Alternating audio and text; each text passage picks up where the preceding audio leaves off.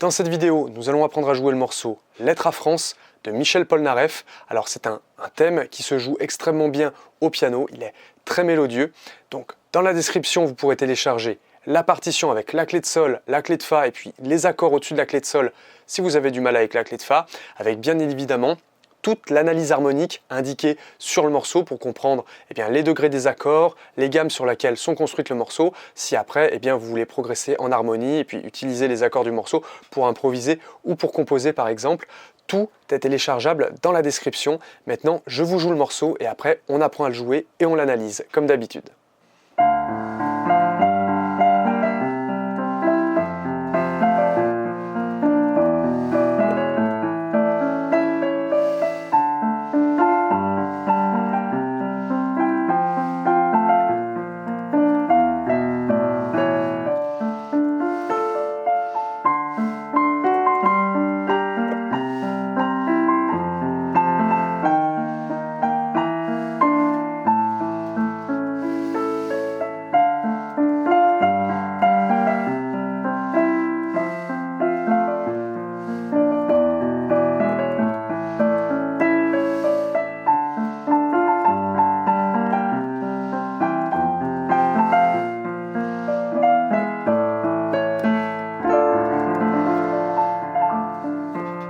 Alors, nous allons apprendre à le jouer avec les arpèges à la main gauche. Je vous choisis généralement des chansons pour lesquelles jouer des arpèges montants à la main gauche, ça fait un bel embellissement.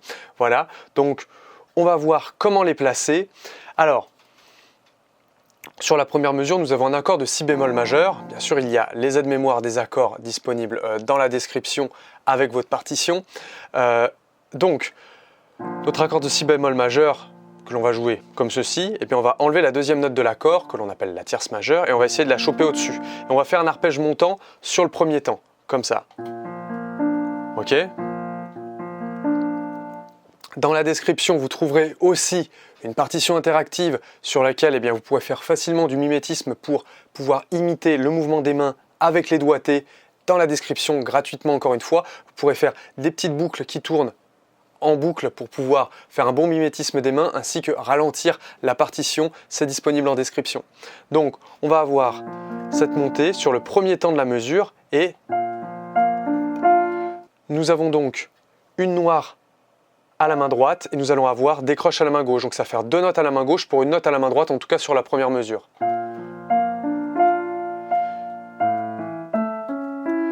C'est à peu près la même chose sur la deuxième mesure. Après, ça devient un peu différent sur la troisième et la quatrième mesure, mais à ce niveau-là, quelque chose que je vais vous encourager à faire, en tout cas à ce stade de l'apprentissage, je ne peux pas aller plus loin dans cette vidéo, sinon elle ferait 3/4 d'heure, c'est de bien utiliser la partition interactive que je vous propose pour faire le mimétisme de synchronisation rythmique. Voilà, c'est très pratique. Après, si vous voulez aller plus loin dans votre apprentissage, sachez qu'il y a ma classe de piano en ligne. Et dans ma classe de piano en ligne, il y a des logiciels spécifiques pour travailler la coordination des mains. Il y a des cours individualisés en visio avec moi inclus, de 1 heure par séance sur plusieurs séances évidemment. Je suis un des seuls à faire ça. Et puis il y a des dizaines et des dizaines de vidéos pour vous apprendre à faire des plans de travail. Et à partir de ce moment-là, on pourra aller plus loin dans l'apprentissage pour la coordination des mains et pour la lecture des notes en clé de sol et fa ou pour le placement de nos rythmiques d'accords sur notre clé de sol par exemple. Dans ma classe de piano en ligne, il y a aussi des formations pour apprendre à improviser du blues, du jazz, de la pop, s'accompagner en chantant et lire les partitions classiques en clé de sol et fa. Des formations pour apprendre à travailler son oreille relative pour devenir un bon compositeur, un bon improvisateur avec la méthode des degrés et des intervalles. Méthode des degrés qui est très rare, je suis un des seuls à l'enseigner en France. Et puis il y a aussi des formations pour synchroniser rythmiquement les lignes de la main droite et de la main gauche, en tout cas en lecture, en clé de sol et fa. Les liens sont dans la description si ça vous intéresse. Et après, on va reprendre sur le morceau. Donc, on va avoir cet état d'esprit, en tout cas jusqu'à la mesure 8.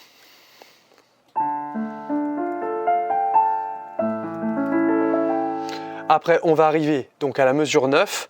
Il va y avoir 2 accords par mesure.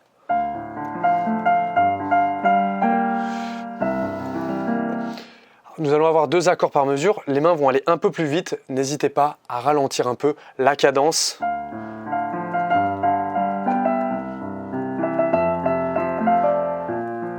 Ok, OK.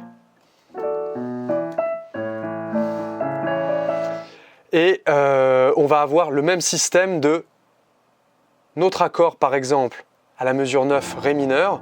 On le joue comme ceci, on enlève la deuxième note de l'accord, et puis on va la choper une octave au-dessus. OK, comme ceci. Ensuite, on va avoir le Sol mineur, on enlève la deuxième note de l'accord, et on chope une octave au-dessus. Ça va juste aller un peu plus vite. Sur les mesures précédentes, nous avions qu'un accord par mesure, ce qui était quand même beaucoup plus confortable. Là, ça va aller un peu plus vite, donc on n'hésite pas à ralentir. Nous allons passer maintenant à l'analyse harmonique. Alors n'oubliez pas que dans la description, vous avez aussi une formation offerte qui vous apprendra les bases du jeu avec des partitions au format clé de sol plus accord, aussi appelé lead sheet, un peu le format Realbook. N'hésitez pas à aller la voir. Et puis maintenant, nous allons passer à l'analyse. Alors, l'analyse de ce morceau, ce qu'il faut savoir, c'est qu'il va y avoir une sixte napolitaine à la mesure 18. Ça va être assez intéressant. Elle ne va pas se résoudre comme on a l'habitude qu'elle se résolve. Ma vidéo sur la sixte napolitaine devra apparaître dans le coin à droite ou dans le coin à gauche de l'écran. Je vous ai fait une vidéo qui explique précisément comment fonctionne le principe de sixte napolitaine. Mais nous, maintenant, on va regarder le morceau dans sa globalité. Alors, on constate qu'il y a un bémol à la clé. Ça veut dire que le morceau, il est construit sur la gamme soit de Fa majeur, soit de Ré mineur. La gamme de Fa majeur et de Ré mineur, elle comporte les mêmes notes. C'est juste que leur centre de gravité, leur point de départ, leur note numéro 1, pour la gamme de Fa majeur, ça va être la note de Fa, et pour la gamme de Ré mineur, ça va être la note de Ré. C'est-à-dire que il va y avoir une attraction quand on est en Ré mineur sur la note de Ré, ce qui va faire que les accords vont être attirés par cette note de Ré dans leur enchaînement, et les mélodies aussi, et ça va donner des mélodies un peu plus mélancoliques. Alors après, il faut savoir le faire sonner, j'ai fait des vidéos là-dessus, n'hésitez pas à chercher sur ma chaîne YouTube pour faire sonner vos modes, faire sonner vos gammes en fonction du centre de gravité de celle-ci. Mais voilà, Ré mineur, ça va sonner un peu plus triste, et puis Fa majeur, ça va sonner un peu plus gai. Voilà. Alors, il va y avoir donc ce qu'on appelle des modulations, des passages de la gamme de Fa mineur à la gamme, des passages de la gamme de Fa majeur à la gamme de Ré mineur. Nous allons analyser ces différents passages. Donc, on commence au début, le morceau va être construit sur la gamme de Ré mineur. La gamme va être en aide-mémoire téléchargeable dans la description, bien évidemment. Donc, gamme de Ré mineur. Alors, Ré mineur, parfois la gamme de Ré mineur, elle peut avoir des petites fantaisies. La septième note de la gamme, 1, 2, 3, 4, 5, 6, 7, on peut l'augmenter d'un demi-ton.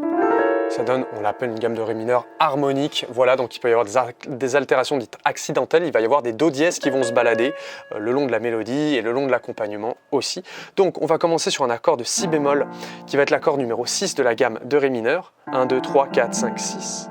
Et si on l'harmonise, qu'on prend une note sur deux à partir du Si bémol, on a l'accord numéro 6 et un accord de Si bémol. Après on a un accord de La 7 qui est l'accord numéro 5 avec un Do dièse. On avait parlé de ce Do dièse. Bon, sur l'écran c'est marqué Ré bémol, mais voilà, en tout cas, Ré bémol, c'est l'harmonie de Do dièse. Nous allons avoir cette touche-là qui va être collée à la note principale de l'accord, en tout cas, qui va tomber dessus. Et après, nous allons avoir donc l'accord numéro 5, le La 7, et après l'accord l'accord de Ré mineur, l'accord numéro 1, ok?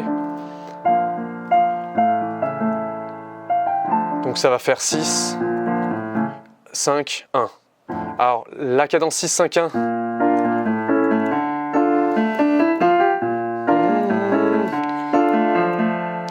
C'est une cadence qui est assez utilisée dans les musiques latino, dans les musiques cubaines.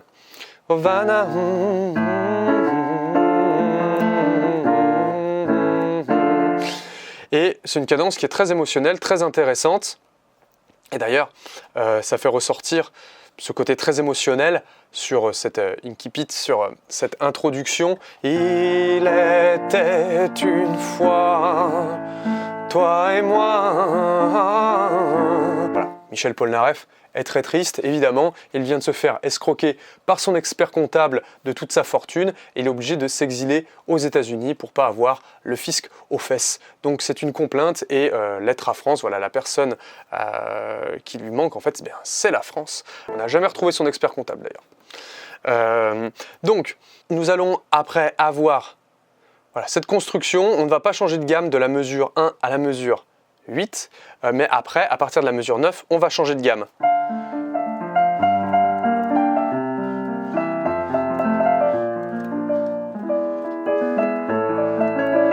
Donc, nous allons être au début, ok, sur la gamme de Ré mineur. On va avoir un accord de Ré mineur, degré 1. Après, on va avoir un accord de Sol mineur, un accord de Do 7, un accord de Do 7 et un accord de Fa majeur. Donc, de la fin de la mesure 9 à la mesure 10, on va avoir un emprunt, on va moduler en gamme de Fa majeur.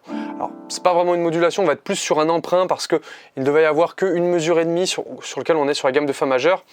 Ok, moi j'ai mis modulation Fa majeur, il y en a, certains profs d'harmonie diront que c'est simplement un emprunt. En tout cas, présentement, dans le cas présent, on est en gamme de Fa majeur et on a un accord de Do 7. On n'a plus cet accord de Do dièse, on a l'accord de Do 7 qui va après vers l'accord de Fa majeur.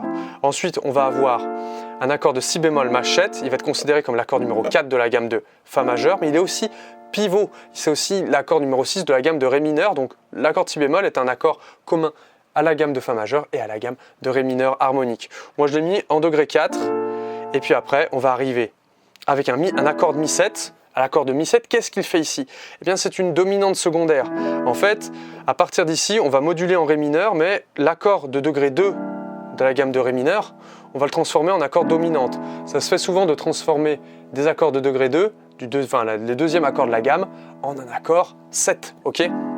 En un accord de dominante. Et il va aller après ensuite sur le La 7, et après il va aller sur le Ré mineur, donc dominante secondaire, Mi 7, voilà, accord numéro 2 transformé en accord dominante pour pouvoir approcher plus facilement l'accord numéro 5, l'accord de La 7. Donc cet accord de Mi 7, on va l'appeler 5 du 5. 5 du 5, parce que 5e degré, du 5e degré, le La 7, et puis après premier degré, Ré mineur. Voilà. Et après, voilà, c'est la même chose.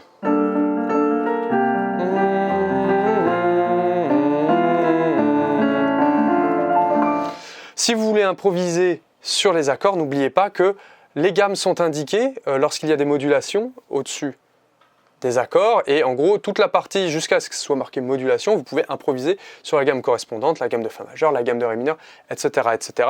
Avec les arpèges en dessous ou simplement en plaquant les accords. Voilà. Donc ensuite nous allons mesure 16 avoir notre accord de Ré mineur qui va se transformer en accord de Ré 7, et là ça va annoncer une modulation en Fa majeur. Parce que l'accord de Ré 7, c'est le 5e degré du 2e degré de la gamme de Fa majeur, donc 5 du 2. Le Sol mineur, c'est le 2e accord de la gamme de Fa majeur. Donc, gamme de Fa majeur ici, 1, 2, son 2e accord, c'est l'accord de Sol mineur. Donc, 5e degré du 2e degré, et après 5e degré le Do 7, et après 1er degré. Et là, présentement, ça sonne bien en gamme de Fa majeur, là on est vraiment en gamme de Fa majeur.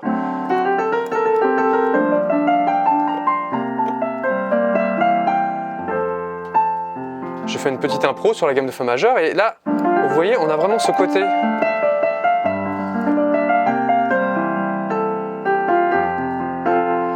Ce côté, voilà, majeur qui ressort. Après, on a un accord de Mi bémol.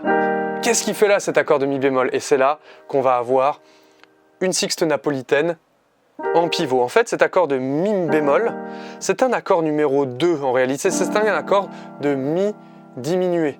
Un accord de Mi diminué 7 ou de Mi diminué en tout cas. Et l'accord de Mi diminué, c'est l'accord numéro 2 de la gamme de Ré mineur. 1, 2, Mi diminué. C'est un accord pivot, c'est aussi l'accord numéro 7 de la gamme de Fa majeur. On est bien d'accord. Mais c'est aussi l'accord numéro 2 de la gamme de Ré mineur. De cette façon. Donc, cet accord de Mi bémol, eh bien cette note de Mi, on la baisse d'un demi-ton et ça transforme en un accord majeur. Voilà. Après, il va sur la note de La. Et après, en fait, voilà, cet accord de Mi bémol, c'est ce qu'on appelle un 2e degré, mais abaissé d'un demi-ton. Donc un 2e degré avec un petit bémol à côté, et ce que l'on appelle l'accord napolitain. On l'appelle accord de sixte parce que généralement, il est renversé. Il se fait plutôt comme ceci en premier renversement. Et donc, en premier renversement, eh bien, le premier renversement, il est caractérisé par ces deux écarts de notes, ces deux intervalles de notes. Ils sont séparés par une sixte et il y a une tierce ici. Donc c'est un chiffrage classique, c'est un truc un peu sophistiqué, parfois un peu sophistiqué pour un peu rien, parfois, mais bon, ça fait plaisir aux harmonistes, et puis moi j'essaye d'être rigoureux là-dessus aussi, pour pas trop m'en prendre plein la figure dans les commentaires. Je sais que vous n'êtes pas toujours tendre.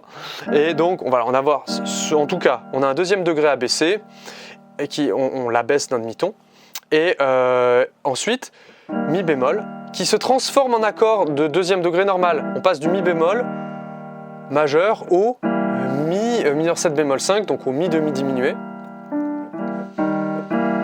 pour aller au 5e degré et aller au 1er degré. Normalement, lorsque l'on a un accord de 2e degré abaissé, ce mi bémol, on va aller directement au La, au 5e degré et après au Ré mineur. Et c'est là qu'on va entendre la couleur napolitaine. Cet emprunt, en fait, au mode phrygien, parce qu'à Naples, en fait, il y avait une immigration andalouse et espagnole voilà, qui devait être assez présente au XVIe ou au XVIIe siècle, au XVe siècle, enfin en tout cas dans ces eaux-là, excusez-moi, je me trompe de 2-3 siècles. En gros, on avait un emprunt à tous ces modes andalous. Et le 2e degré de cette gamme andalouse, ça va être un mi bémol. Et après, donc, on revient au mi demi diminué, après le lacet. Voilà, normalement, donc, ce 2e degré abaissé est censé se résoudre sur le 5e degré, après arriver à Ré mineur. Et ce qui nous fait le générique du dessin animé Batman des années 90, qui est un dessin animé qui est trop cool, qui a bercé mon enfance. Tout à la fin, on l'entend à la fin du générique. Ça nous donne ces couleurs-là. Mais là, il ne fait pas ça, Polnareff. Non, il ne fait pas ça. Polnareff fait un mi bémol, après, il le transforme en mi 7 bémol 5, en la 7 et après en Ré mineur. Voilà. Et puis après, on tombe sur le même enchaînement d'accords que nous avions. Voilà, voilà. Alors, cette vidéo touche à sa fin. Si vous voulez d'autres vidéos de ce genre, n'hésitez pas à cliquer ici ou ici. Je ne sais pas où la vidéo apparaît. Vous aurez un autre tutoriel de ce genre avec des partitions à télécharger, des aides-mémoires, des partitions interactives à télécharger, des explications harmoniques voilà, qui sont un peu rapides parce qu'avec ce format, on ne peut pas aller trop vite non plus. Et puis moi, je vous dis à bientôt pour une autre vidéo.